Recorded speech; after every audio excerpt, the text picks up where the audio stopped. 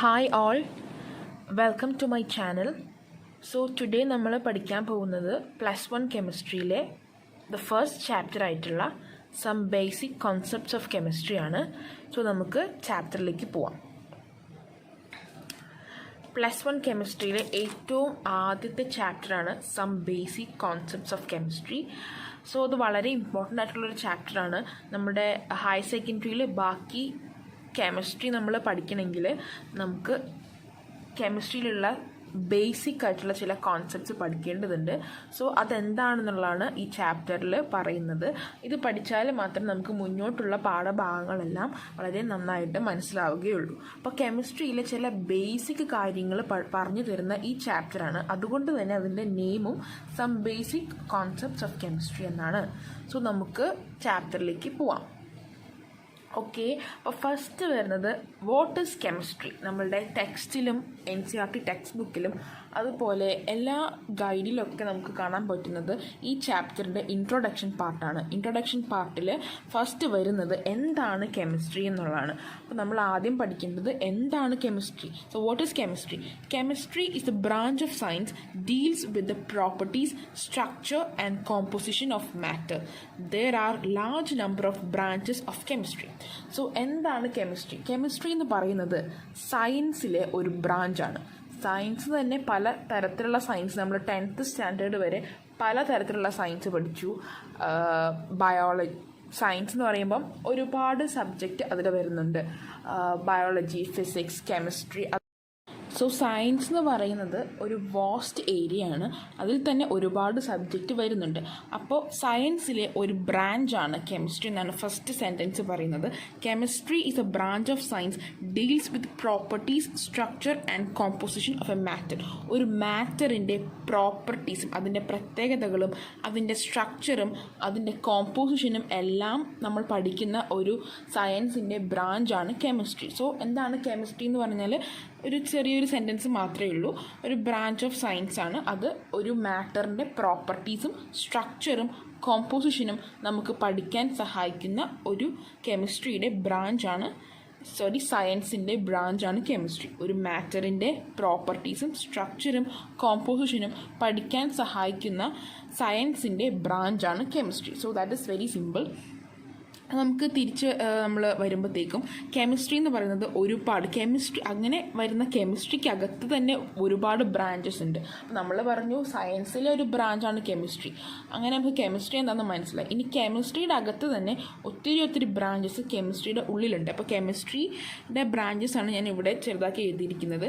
അതായത് first one is inorganic chemistry and organic chemistry, physical chemistry, electrochemistry, green chemistry etcetera. ഇനിയും ഒരുപാട് കെമിസ്ട്രിയിലെ branches ഉണ്ട്.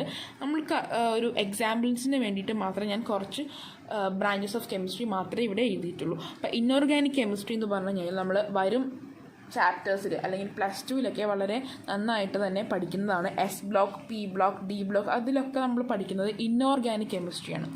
So അത് നമ്മൾ വരും ചാപ്റ്ററുകളിൽ പഠിക്കും. That is inorganic chemistry. Next one is organic chemistry. Organic chemistry നമ്മൾ 10th സ്റ്റാൻഡേർഡിലൊക്കെ ഓൾറെഡി പഠിച്ചിട്ടുണ്ട്. കാർബൺ കോമ്പൗണ്ട്സിനെ ഡീൽ ചെയ്യുന്ന ഒരു ബ്രാഞ്ച് ഓഫ് കെമിസ്ട്രിയാണ് organic chemistry. Then physical chemistry, electrochemistry, green chemistry. ഇത്രയധികം ബ്രാഞ്ചസ് ആണ് കെമിസ്ട്രിയിലുള്ളത്. ഇത് മാത്രമല്ല, ഇനിയും ഒത്തിരി ബ്രാഞ്ചസ് ഉണ്ട്. അപ്പം ഷോർട്ടാക്കി മനസ്സിലാക്കാൻ വേണ്ടിയിട്ടാണ് കുറച്ച് ബ്രാഞ്ചസ് മാത്രമേ ഞാനിവിടെ കൊടുത്തിട്ടുള്ളൂ. കെമിസ്ട്രിയുടെ അകത്ത് വരുന്ന കുറച്ച് ബ്രാഞ്ചസ് ആണ് ഇവിടെ കൊടുത്തിരിക്കുന്നത്. ദെൻ നമ്മൾ ചാപ്റ്ററിലേക്ക് ഡീറ്റെയിൽ ആയിട്ട് കിടക്കുവാണ്. വാട്ട് ഈസ് മാറ്റർ എന്നുള്ളതാണ് നെക്സ്റ്റ് നമുക്ക് പഠിക്കാനായിട്ടുള്ളത്. Matter is anything that occupies space and has a definite mass. Matter എന്ന് പറഞ്ഞു കഴിഞ്ഞാൽ ഏതൊരു സാധനവും ഒരു കൃത്യമായ സ്പേസും അതിനൊരു ഡെഫിനറ്റ് ആയിട്ടുള്ള മാസും അതിന് വേണമെങ്കിൽ അതിനെ നമുക്ക് സിംപ്ലി മാറ്റർ എന്ന് വിളിക്കാം. മാറ്റർ എന്ന് പറഞ്ഞു കഴിഞ്ഞാൽ ഏതൊരു സാധനവും അതിന് കൃത്യമായിട്ടൊരു സ്പേസും അതിന് ഇരിക്കാനായിട്ട് ഒരു സ്ഥലവും അതുപോലെ തന്നെ അതിന് സെർട്ടിയൻ മാസും ഉണ്ടെങ്കിൽ അതിനെ നമുക്ക് മാറ്റർ എന്ന് വിളിക്കാം. So matter is anything that occupies space and has a definite mass. That is matter. ഇനി നമുക്ക് മാറ്ററിന്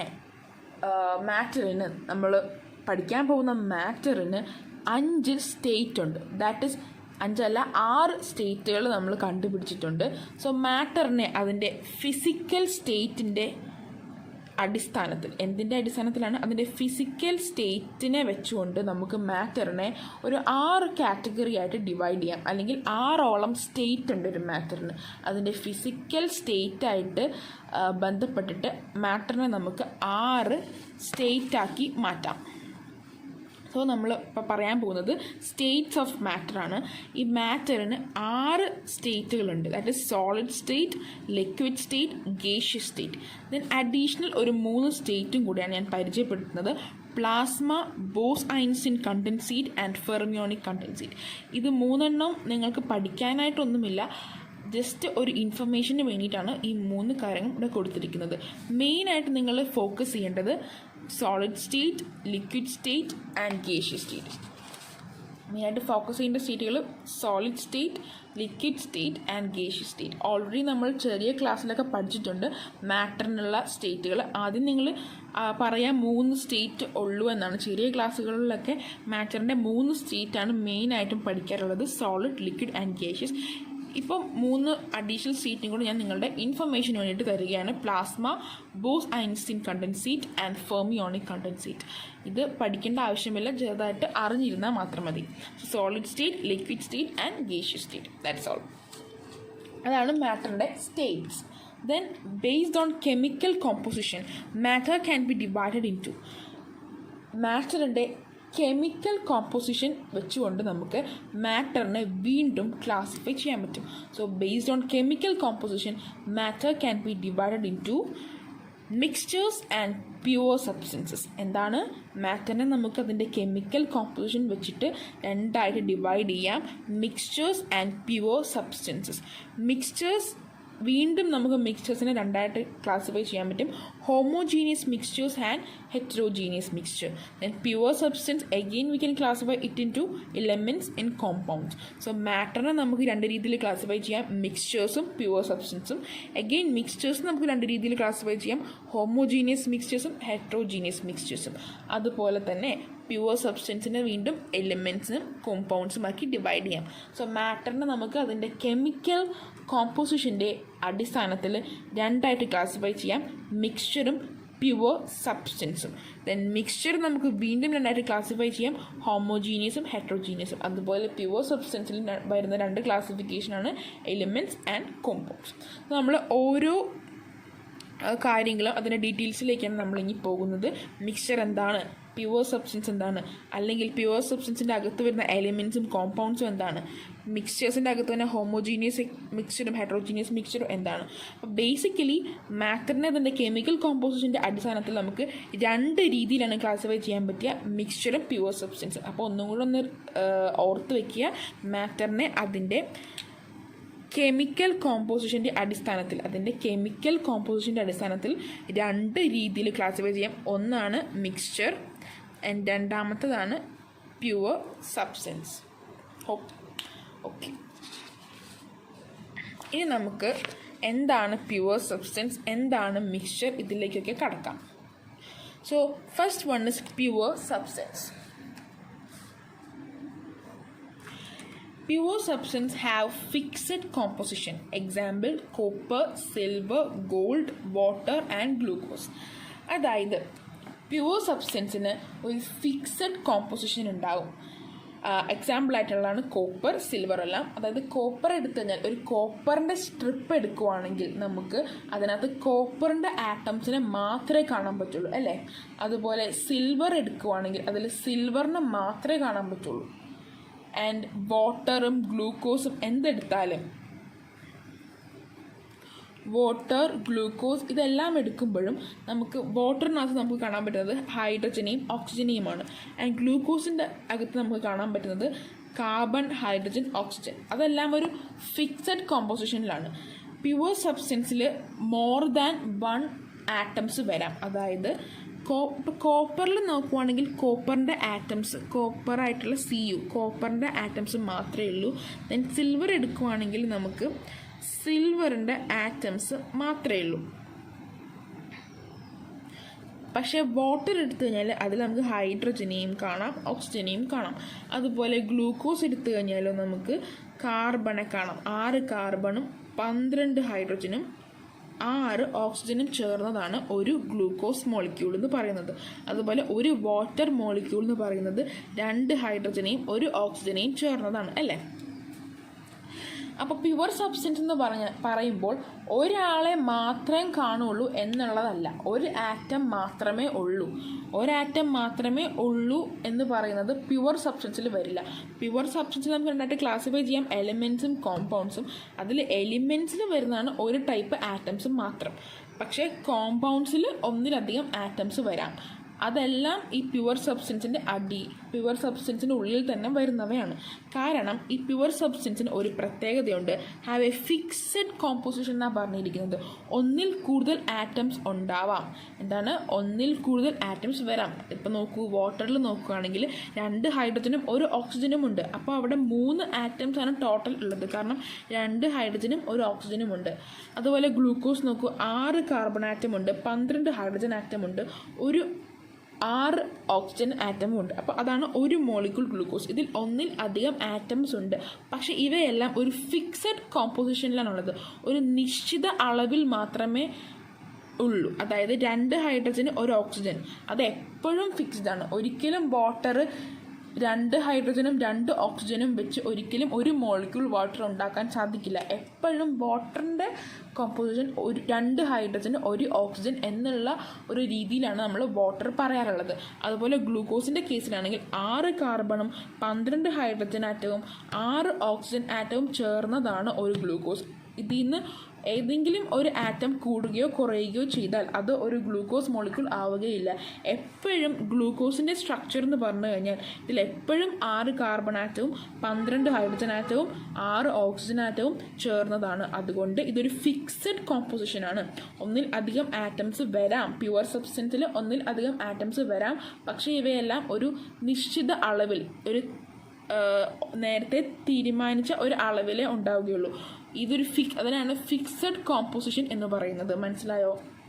വാട്ടർ ആകുമ്പോൾ 2 ഹൈഡ്രജനും 1 ഓക്സിജനുമാണ്. അപ്പോൾ എപ്പോഴും 2 ഹൈഡ്രജനും 1 ഓക്സിജൻ, അങ്ങനെ തന്നെ നമുക്ക് വാട്ടർ ഉണ്ടാക്കാൻ പറ്റുകയുള്ളൂ. അതുകൊണ്ട് പ്യുവർ സബ്സ്റ്റൻസിൽ ഒന്നിലധികം ആറ്റംസ് വരാം. അത് വന്നാൽ അത് ഫിക്സഡ് കോമ്പോസിഷനിൽ മാത്രമേ ഉണ്ടാവുകയുള്ളൂ. ഇനി നമുക്ക് പ്യുവർ സബ്സ്റ്റൻസിനെ നമുക്ക് 2ആയിട്ട് ക്ലാസിഫൈ ചെയ്യാം, എലിമെൻറ്റ്സും കോമ്പൗണ്ട്സും. ഈ എലിമെൻറ്റ്സിലും കോമ്പൗണ്ട്സിൻ്റെയും പ്രത്യേകതകളാണ് നമ്മൾ പറയാൻ പോകുന്നത്. എലിമെൻറ്റ്സിൽ ഒരു ടൈപ്പ് ആറ്റം മാത്രമേ ഉണ്ടാവുള്ളൂ. ഒറ്റ ടൈപ്പ് ആറ്റംസ് മാത്രം വരുന്നതാണ് എലിമെൻറ്റ്സ്. എന്നാൽ കോമ്പൗണ്ട്സ് ആണെങ്കിലോ, കോമ്പൗണ്ട്സിൽ പ്യുവർ സബ്സ്റ്റൻസ് തന്നെയാണ് more than 1 type of atoms. So ഞാൻ നേരത്തെ കുറച്ച് എക്സാമ്പിൾസ് ഇവിടെ എഴുതിയിരുന്നു പ്യുവർ സബ്സ്റ്റൻസിനെ കുറിച്ചിട്ട്. അത് പ്യുവർ സബ്സ്റ്റൻസിൽ ഏതൊക്കെയാണ് എലിമെൻറ്റ്സിൽ വരിക? ഒരു ടൈപ്പ് ആറ്റം മാത്രമേ ഉണ്ടാവുള്ളൂ, അതാണ് എലിമെൻറ്റ്സ്. സോ കോപ്പറും സിൽവറും എലിമെൻറ്റ്സിൽ വരുന്നതാണ്. കാരണം കോപ്പറിലും സിൽവറിലും ഒരു ടൈപ്പ് ആറ്റംസ് മാത്രമേ ഉണ്ടാവുള്ളൂ. നമുക്ക് കോപ്പറും സിൽവറും എലിമെൻറ്റ്സിൽ കൊടുക്കാം. അതുപോലെ തന്നെ വാട്ടറും ഗ്ലൂക്കോസ് എല്ലാം 2 ടൈപ്പ് ആറ്റം, അല്ലെങ്കിൽ ഒന്നിൽ കൂടുതൽ ടൈപ്പ് ആറ്റംസ് ഉള്ളതാണ് വാട്ടറും ഗ്ലൂക്കോസും. അതെല്ലാം നമുക്ക് കോമ്പൗണ്ട്സിൻ്റെ അടിയിലേക്കും കൊടുക്കാവുന്നതാണ്. അപ്പോൾ ഇത് രണ്ടും പ്യുവർ സബ്സ്റ്റൻസ് തന്നെയാണ്. പക്ഷെ 2 ക്ലാസിഫൈ ചെയ്തിരിക്കുന്നത് എലിമെൻറ്റ്സും കോമ്പൗണ്ട്സും ആക്കിയിട്ടാണ്. എലിമെൻറ്റ്സിൽ ഒരു ടൈപ്പ് ആറ്റം മാത്രമേ ഉണ്ടാവുള്ളൂ, കോമ്പൗണ്ട്സിൽ ഒന്നിൽ കൂടുതൽ ആറ്റംസ് ഉണ്ടാവും. പക്ഷേ ഇവയെല്ലാം ഫിക്സഡ് കോമ്പോസിഷനിൽ മാത്രമേ ഉണ്ടാവുള്ളൂ. ഇനി എലിമെൻറ്റ്സിൻ്റെ കേസിൽ exist as atom or molecule. ഒരു ആറ്റം ആവാം, അല്ലെങ്കിൽ ഒരു മോളിക്യൂൾ ആയിട്ട് നിൽക്കാം. ഇപ്പോൾ ഹൈഡ്രജൻ്റെ കേസിൽ ഒരു ഹൈഡ്രജൻ വന്നാൽ അത് ആറ്റമാണ്. പക്ഷേ 2 എണ്ണം ചേർന്നാൽ അതൊരു മോളിക്യൂളാണ്. പക്ഷേ ഈ ഹൈഡ്രജൻ്റെ മോളിക്യൂളിൻ്റെ കേസിലും ഹൈഡ്രജൻ മാത്രമേ ഇവിടെ പ്രസൻ്റ് ആയിട്ടുള്ളൂ. ഹൈഡ്രജൻ്റെ മോളിക്യൂളിൽ ഹൈഡ്രജൻ മാത്രമേ ഉള്ളൂ. അപ്പോൾ അതെന്ത് തന്നെയാണ്? അത് എലിമെൻ്റ് തന്നെയാണ്. ഒരു ടൈപ്പ് ആറ്റം മാത്രമേ വരുന്നുള്ളൂ എലിമെൻറ്റിൽ. 1 ടൈപ്പ് എന്നാണ് പറഞ്ഞത്, എണ്ണം. ആ ഒരു ടൈപ്പ് ആറ്റം മാത്രമേ വരുന്നുണ്ടെങ്കിൽ അത് എലിമെൻറ്റും, മോർ ദാൻ 1 ടൈപ്പ് ആണെങ്കിൽ അത് കോമ്പൗണ്ടുമാണ്. കാരണം ഹൈഡ്രജൻ്റെ കേസിൽ ഹൈഡ്രജൻ മോളിക്യൂളായി ചേരുമ്പോൾ അത് 2 ഹൈഡ്രജൻ തന്നെയാണ് ചേരുന്നത്, അല്ലാതെ വേറെ ഏതെങ്കിലും ആറ്റംസ് ഒന്നും കമ്പൈൻ ചെയ്യുന്നില്ല.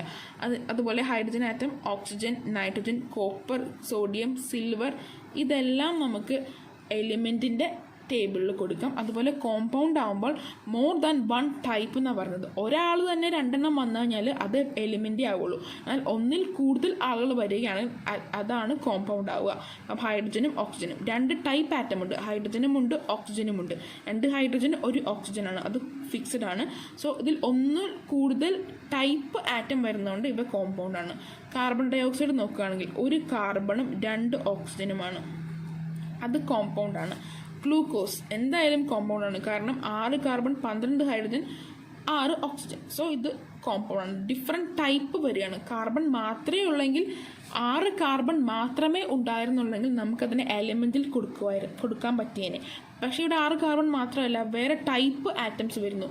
ഓക്സിജനും ഹൈഡ്രജനും എല്ലാം കൂടെ മിക്സ് ആയിട്ട് വരുന്നതുകൊണ്ടാണ് നമുക്കതിനെ കോമ്പൗണ്ടിൻ്റെ ടേബിളിൻ്റെ അടിയിൽ കൊടുത്തിരിക്കുന്നത്. എന്നാൽ ഹൈഡ്രജൻ മാത്രം, ഓക്സിജൻ മാത്രം, അത് എത്ര നമ്പർ ആയിക്കോട്ടെ, ഹൈഡ്രജൻ മാത്രമുള്ളൂ, ഓക്സിജൻ മാത്രമേ ഉള്ളൂ, കാർബൺ മാത്രമേ ഉള്ളെങ്കിൽ അതിനെ നമുക്ക് എലിമെൻസിൻ്റെ കീഴിൽ കൊടുക്കാമായിരുന്നു. പക്ഷേ ഇവിടെ അത് ഒന്നിൽ കൂടുതൽ വരുന്നത് കൊണ്ടാണ് നമ്മളതിനെ കോമ്പൗണ്ട്സ്, ഒന്നിൽ കൂടുതൽ ടൈപ്പ് ആറ്റംസ് വരുന്നത് കൊണ്ടാണ് നമ്മളതിനെ കോമ്പൗണ്ടാക്കി മാറ്റിയിരിക്കുന്നത്. സോ ക്ലിയർ ആയെന്ന് വിശ്വസിക്കുന്നു. പ്യുവർ സബ്സ്റ്റൻസ് നമ്മൾ പറഞ്ഞു, ഫിക്സഡ് കോമ്പോസിഷൻ ആണ്.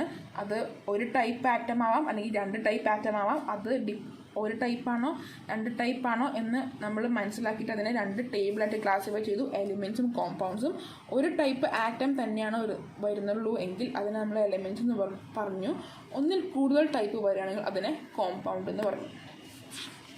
നെക്സ്റ്റ് നമ്മൾ ഡീൽ ചെയ്യാൻ പോകുന്നത് മിക്സ്ചേഴ്സാണ്. Mixtures contain more than 1 type of particle. അതായത് മിക്സ്ചേഴ്സിൽ ഒരു പാർട്ടിക്കിൾ മാത്രമല്ല, മോർ ദാൻ 1 ടൈപ്പ് ഓഫ് പാർട്ടിക്കിളാണ് mixture. That is contain particles of 2 or more pure substance. അതായത് പ്യുവർ സബ്സ്റ്റൻസിലെ 2 or 3 പ്യുവർ സബ്സ്റ്റൻസ് കൂടിച്ചേരുന്നതാണ് മിക്സ്ചർ എന്ന് പറഞ്ഞാൽ. എക്സാമ്പിളായിട്ട് നമുക്ക് പറയാം sugar solution, air, gold ornaments, sea water etcetera. അതായത് ഷുഗർ സൊല്യൂഷനിൽ നമ്മൾ, അല്ലെങ്കിൽ ഗ്ലൂക്കോസ് സൊല്യൂഷനിൽ, അല്ലെങ്കിൽ സോൾട്ട് സൊല്യൂഷനിൽ നമ്മൾ എടുക്കുമ്പോൾ സോൾട്ടും എടുക്കും, വാട്ടറും എടുക്കും. സോൾട്ട് എന്ന് പറഞ്ഞാൽ NaCl ആണ്, അതുപോലെ വാട്ടർ എന്ന് പറയുമ്പം H2O ആണ്. അപ്പോൾ ഇത് രണ്ടും മിക്സ് ചെയ്യുന്നതാണ് സോൾട്ട് സൊല്യൂഷൻ. രണ്ടും മിക്സ് ചെയ്യുന്നതാണ് സോൾട്ട് സൊല്യൂഷൻ. ഇപ്പോൾ ഷുഗർ സൊല്യൂഷനിൽ നമ്മൾ ഷുഗറും എടുക്കും, വാട്ടറും എടുക്കും. ഈ ഷുഗറും വാട്ടറും സെപ്പറേറ്റ് നോക്കുകയാണെങ്കിൽ അത് രണ്ടും എന്താണ്, ഒരു പ്യുവർ സബ്സ്റ്റൻസ് ആണ്. പ്യുവർ സബ്സ്റ്റൻസിലെ കോമ്പൗണ്ട് എന്ന ടേബിളിൽ വരുന്നതാണ് ഈ ഷുഗറും വാട്ടറും. അവ രണ്ടും കൂടെ മിക്സ് ചെയ്യുമ്പോൾ കിട്ടുന്ന ഷുഗർ സൊല്യൂഷൻ എന്ന് പറയുന്നത് നമുക്ക് പക്ഷേ മിക്സ്ചറിൻ്റെ രീതിയിലാണ് വരുന്നത്. കാരണം അതിൽ 2 or more pure substance include ചെയ്യുന്നതുകൊണ്ടാണ് അതിനെ നമ്മൾ മിക്സ്ചർ എന്ന് വിളിക്കുന്നത്. എന്താണ്, 2 or more പ്യുവർ സബ്സ്റ്റൻസ് ചേർന്നതാണ് മിക്സ്ചേഴ്സ്. ഇതിന് എക്സാമ്പിളാണ് sugar solution, air, gold ornament, sea water. അപ്പോൾ എയർ നോക്കുവാണെങ്കിൽ അതിൽ ഒത്തിരി ടൈപ്പ് ആറ്റംസ് ഉണ്ട്. നൈട്രജൻ്റെ ആറ്റം ഉണ്ട്, ഹൈഡ്രജൻ്റെ ആറ്റം ഉണ്ട്, ഓക്സിജൻ്റെ ആറ്റം ഉണ്ട്. എല്ലാം കൂടെ മിക്സ് ചെയ്തേക്കാണ്. ഒറ്റ ഒരു ആറ്റം മാത്രമല്ല, പല ഡിഫറെൻറ്റ് ടൈപ്പ് ഓഫ് ആറ്റംസ് ഉണ്ട്. പക്ഷേ അപ്പം നിങ്ങൾക്കൊരു സംശയം ഉണ്ടാകും, എന്തുകൊണ്ട് എയർ ഒരു കോമ്പൗണ്ട് ആയില്ല? ബിക്കോസ് അതിനകത്തുള്ള ഓരോ എലിമെൻറ്റ്സും ഒരു ഫിക്സഡ് പ്രപ്പോർഷനിൽ അല്ല എയറിൽ പ്രസൻറ്റ് ചെയ്തിരിക്കുന്നത്. നമ്മൾ പറഞ്ഞു കോമ്പൗണ്ട് ആക്കണമെങ്കിൽ ഒന്നിൽ കൂടുതൽ ആറ്റംസ് ഉണ്ടാവണം. പക്ഷേ അതൊരു ഫിക്സഡ് കോമ്പോസിഷൻ, എന്തായിരുന്നു നമ്മൾ ഓൾറെഡി പറഞ്ഞിരുന്നു, അതൊരു ഫിക്സഡ് കോമ്പോസിഷനിലാണെങ്കിൽ മാത്രമേ നമുക്ക് അതിനെ കോമ്പൗണ്ടാക്കി കണക്കാക്കാൻ പറ്റുള്ളൂ. പക്ഷേ അതൊരു ഫിക്സഡ് കോമ്പോസിഷനിലല്ല. അതുകൊണ്ടാണ് ഒന്നിൽ കൂടുതൽ എലിമെൻറ്റ്സ് ഉണ്ട്, പക്ഷേ ഇതിൻ്റെ ഫിക്സഡ് കോമ്പോസിഷനിലല്ല എങ്കിൽ അതൊരു മിക്സ്ചർ ആക്കാനേ പറ്റുള്ളൂ. അതുപോലെ ഷുഗർ സൊല്യൂഷനിൽ നമുക്ക് അങ്ങനെ തന്നെയാണ് പറയുന്നത്. 2 or more പ്യുവർ സബ്സ്റ്റൻസ് ചേർന്നത് കൊണ്ടാണ് അതിനെ നമ്മൾ മിക്സ്ചറിൻ്റെ അടിയിൽ പറയപ്പെടുന്നത്. ഇനി മിക്സ്ചർ നമുക്ക് 2 രീതിയിൽ ക്ലാസിഫൈ ചെയ്യാം: homogeneous mixtures and heterogeneous mixture. Homogeneous mixture is components mix completely with each other, uniform composition through out. ഈ മിക്സ്ചറിലുള്ള ഓരോ കമ്പോണൻസും നല്ല രീതിയിൽ കംപ്ലീറ്റ് ആയിട്ട് മിക്സ് ചെയ്യുവാണെങ്കിൽ at is A homogeneous mixture. അതിൻ്റെ കോമ്പോസിഷൻ യൂണിഫോം ആയിരിക്കും ത്രൂ ഔട്ട്. ഇപ്പോൾ ഒരു ഷുഗർ സൊല്യൂഷൻ നമ്മളൊരു ഗ്ലാസ്സിൽ കലക്കി വെക്കുവാണെങ്കിൽ അതിൻ്റെ ഷുഗറും വാട്ടറും നല്ല രീതിയിൽ മിക്സ് ചെയ്തു. അപ്പോൾ അതൊരു മിക്സ്ചറാണ്. ഇത് ഹോമോജീനിയസ് മിക്സ്ചറാണ് എന്ന് നമ്മൾ പറയുന്നു. അതിൻ്റെ കാരണം നമ്മൾ ഏത് ഭാഗത്തു നിന്ന് എടുത്ത് ടേസ്റ്റ് ചെയ്താലും ഒരു ഷുഗർ സൊല്യൂഷൻ്റെ ഒന്നാമത്തെ സ്പൂൺ നമ്മൾ ടേസ്റ്റ് ചെയ്യുമ്പോഴും അതിൻ്റെ രണ്ടാമത്തെ സ്പൂൺ ടേസ്റ്റ് ചെയ്യുമ്പോഴും എല്ലാം നമുക്ക് സെയിം ടേസ്റ്റാണ് ത്രൂ ഔട്ട് കിട്ടുന്നത്. അതുകൊണ്ട് നമ്മുടെ അതിൻ്റെ കോമ്പോസിഷൻ ത്രൂ ഔട്ടാണ്. That is homogeneous mixture. Example is sugar solution. Next is heterogeneous mixture. ഇതിൻ്റെ കേസിൽ is not uniform composition, different components are visible. ഇതിൻ്റെ കോമ്പോസിഷൻ ഒട്ടും തന്നെ യൂണിഫോം അല്ല, അതുപോലെ തന്നെ ഡിഫറെൻറ്റ് കോമ്പോണൻറ്റ്സ് നമുക്ക് വിസിബിളാണ്. Example sea water and soil. ഇപ്പോൾ സോയിൽ എടുക്കുവാണെങ്കിൽ ചില സ്ഥലത്ത് നമുക്ക് കൂടുതൽ കല്ലും പല ടൈപ്പിലുള്ള മണ്ണൊക്കെ ആയിരിക്കും ചില ഭാഗത്തു നിന്ന് കിട്ടുക. എന്നാൽ കുറച്ച് ഭാഗത്ത് കഴിയുമ്പോൾ ചിലപ്പോൾ കല്ല് കുറവായിരിക്കും. അപ്പോൾ അത് അവിടെ ചിലപ്പോൾ മണ്ണിൻ്റെ അംശമായിരിക്കും കൂടുതൽ. അപ്പോൾ പല ഭാഗത്തും ഒരു സോയിലിൻ്റെ പല ഭാഗത്തും പല കോമ്പോസിഷനാണ്. എന്നാൽ ഷുഗർ സൊല്യൂഷൻ്റെ അങ്ങനെയല്ല, എല്ലാ ഭാഗത്തും നമുക്ക് ഒരേ കോമ്പോസിഷനാണ് കിട്ടുന്നത്. സോ ഇത്രയേ ഉള്ളൂ നമ്മളുടെ മാറ്ററിൻ്റെ ക്ലാസിഫിക്കേഷൻ. നമ്മൾ പറഞ്ഞു മിക്സ്ചറും പ്യുവർ സബ്സ്റ്റൻസും. ഈ മിക്സ്ചർ എന്താണെന്ന് പറഞ്ഞു, പ്യുവർ സബ്സ്റ്റൻസ് എന്താണെന്ന് പറഞ്ഞു. മിക്സ്ചർ എന്ന് പറഞ്ഞാൽ ഒന്നിൽ കൂടുതലല്ല two or more pure substance കൂടിച്ചേരുമ്പോഴാണ് മിക്സ്ചർ ഉണ്ടാവുക. അതിൽ തന്നെ ഹോമോജീനിയസ് മിക്സ്ചർ എന്താണെന്ന് പഠിച്ചു, യൂണിഫോം കോമ്പോസിഷൻ. ഹെട്രോജീനിയസ് മിക്സ്ചർ എന്താണെന്ന് പഠിച്ചു, നോട്ട് യൂണിഫോം കോമ്പോസിഷൻ. അതിൻ്റെ 2 എക്സാമ്പിൾസും നമ്മൾ നോക്കി. ഈ പ്യുവർ സബ്സ്റ്റൻസിൽ എലിമെൻറ്റ്സും കോമ്പൗണ്ട്സും പഠിച്ചു.